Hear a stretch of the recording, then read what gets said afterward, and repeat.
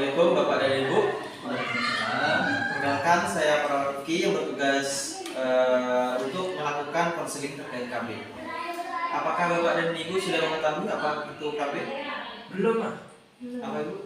Baik Ibu, di sini jika Ibu dan Bapak tidak mengetahui apa itu KB, di sini ada buku tentang alat kontrasepsi, yaitu di sini juga ada IUD. Ini hormonal ya Bu. Jadi untuk mencegah terjadinya kehamilan yang tidak diinginkan, atau kayak ibu ingin memberhentikan terlebih dahulu, misal ibu sudah mempunyai satu anak, ibu ingin berhenti dulu untuk mempunyai anak dan ingin mengurus anak yang baru lahir itu tersebut.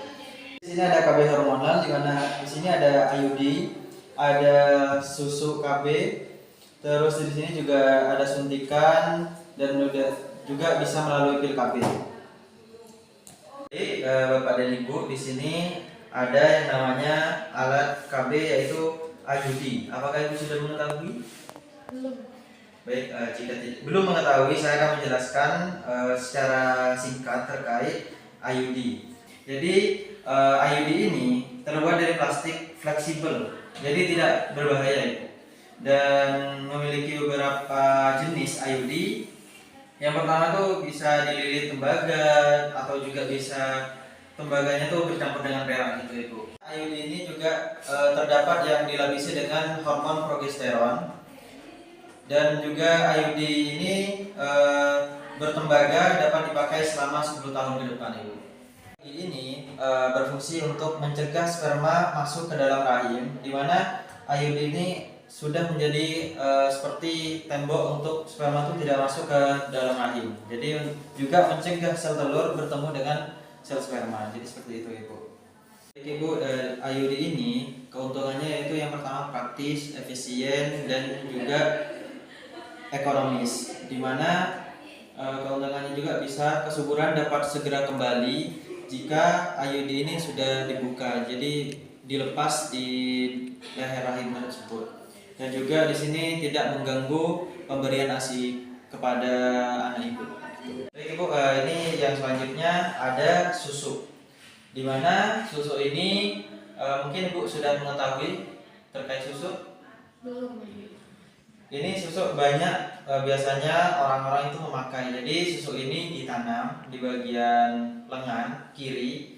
Nanti akan ada pembedahan, sedikit pembedahan untuk menanamkan susu ini. Jadi susu ini itu terbuat dari silastik yang berisi hormon progesteron, di mana yang dimasukkan di bawah kulit. Jadi nanti akan dilakukan sedikit penyobekan, di mana susu implan ini terdapat dua jenis, yaitu ada yang 1 batang dan juga ada yang 2 batang. Masing-masing dapat mencegah kehamilan selama 3 tahun. Cara kerja susu KB ini yaitu mencegah lepasnya sel telur dari ovarium, atau ovarium ini tempatnya pembuatan sel telur seperti itu. Dan juga mengentalkan lendir mulut rahim sehingga sperma yang masuk ke dalam rahim itu banyak yang tidak sampai ke area sel telur untuk mengetahui di mana sel telur tersebut. Jadi untuk keuntungannya di sini menggunakan susu KB.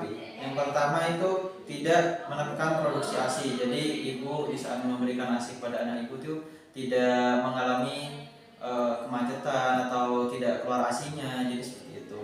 Dan juga praktis, juga efektif. Dan untuk penggunaannya tidak disembarangan digunakan. Di saat ibu hamil atau juga hamil juga tidak boleh dipergunakan, atau juga ibu semisal mempunyai penyakit riwayat yang seperti jantung atau stroke, liver, darah tinggi, itu tidak diperkenankan untuk menggunakan susu KB ini. Jadi untuk yang ketiga ada KB suntik, di mana KB suntik ini disuntikkan selama 1 bulan sekali atau 3 bulan sekali. Untuk yang 1 bulan sekali itu berisi estrogen dan progesteron, dan 3 bulan sekali itu berisi progesteron aja. Jadi progesteron itu hormon yang ada di dalam wanita. Untuk wanita yang menyusui itu tidak diperkenankan untuk menggunakan KB suntik ini yang 1 bulan. Diperkenankan untuk yang 3 bulan karena akan memperhambat produksi ASI. Dimana KB suntik ini juga mengentalkan lendir di mulut rahim, juga sehingga sperma sulit masuk ke bagian rongga rahim atau leher rahim. Untuk keuntungannya yaitu efektif, juga praktis dan aman, dan untuk tingkat keberhasilannya itu mencapai 99%. Tidak membatasi umur juga, jadi di saat ibu mungkin nikah muda itu bisa menggunakan KB suntik ini. Dan juga KB suntik ini ada kriteria untuk yang bisa menggunakan KB suntik ini. Yang pertama, wanita di atas 35 tahun itu tidak boleh menggunakan KB suntik. Dan yang kedua juga ibu hamil yang diduga hamil itu juga tidak diperkenankan untuk menggunakan KB suntik. Yang ada perdarahan di vagina tanpa sebab itu tidak diperbolehkan. Dan juga yang seperti penderita stroke barusan yang sudah saya beritahukan. Baik, kita lanjut ke KB yang sebelumnya. Di sini ada pil KB. Ibu sudah mengetahui pil KB? Iya, kalau pil KB saya tahu. Biasanya apakah ibu sudah mengonsumsi ini apa belum? Enggak. Baik, kalau belum, di sini akan saya jelaskan terkait pil KB. Pil KB ini diminum setiap hari selama 21 hari atau 28 hari. Jadi pil KB ini ada 2 macam ibu. Yang pertama itu pil KB yang hanya menggunakan hormon golongan progesteron. Dan yang kedua juga ada kombinasi, yaitu hormon estrogen dan progesteron. Cara kerjanya juga sama, mencegah lepasnya sel telur di bagian indung telur dan ovarium, dan juga mengentalkan lendir di bagian mulut rahim. Jadi spermanya juga akan susah untuk masuk ke bagian leher rahim. Jadi untuk keuntungannya menggunakan pil KB ini, yang pertama itu penggunaannya mudah, murah, juga terjangkau, mengurangi rasa sakit haid saat ibu sedang haid. Ternyata nyeri itu di bagian bawah perut, dan dapat mencegah kehamilan di luar rahim, kanker rahim dan kanker payudara, di mana kesuburan segera kembali jika ibu sudah tidak menggunakan pil KB ini. Efektifnya itu 98,5% ibu. Jadi bisa sampai 99% kalau ibu tidak lupa mengkonsumsi pil KB ini. Tapi kalau lupa ada kemungkinan itu ibu bisa hamil. Jadi seperti itu. Dan lanjut yang selanjutnya, nah ini KB steril, di mana di sini terdapat tubektomi. Apakah ibu sudah mengetahui tentang tubektomi? Belum. Ini tubektomi ini ibu, yaitu pemotongan sel telur. Jadi ini pemotongan di bagian jalan sel telur, di mana sel telur tidak akan menuju ke rahim. Dan dikarenakan pemotongan ini sudah mencegah terjadinya sel telur bertemu dengan sel sperma. Sudah dioperasi, terjadi pemotongan, ini akan mempengaruhi dan tidak akan hamil lagi untuk jangka yang panjang. Jadi seperti itu. Apakah paham terkait tubektomi ibu? Iya, paham. Kita lanjut ke yang selanjutnya. Di sini untuk bapaknya.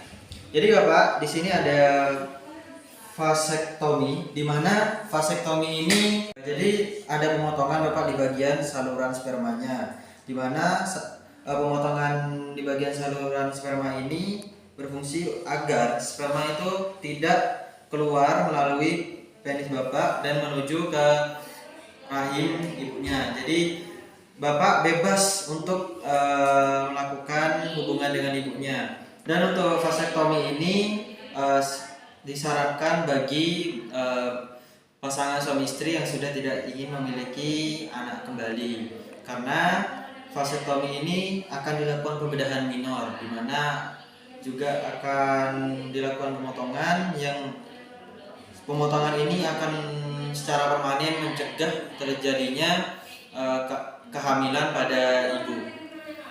Dan vasektomi ini tidak dianjurkan jika Bapak memiliki peradangan kulit atau jamur di daerah kemaluan Bapak atau penderita kencing manis.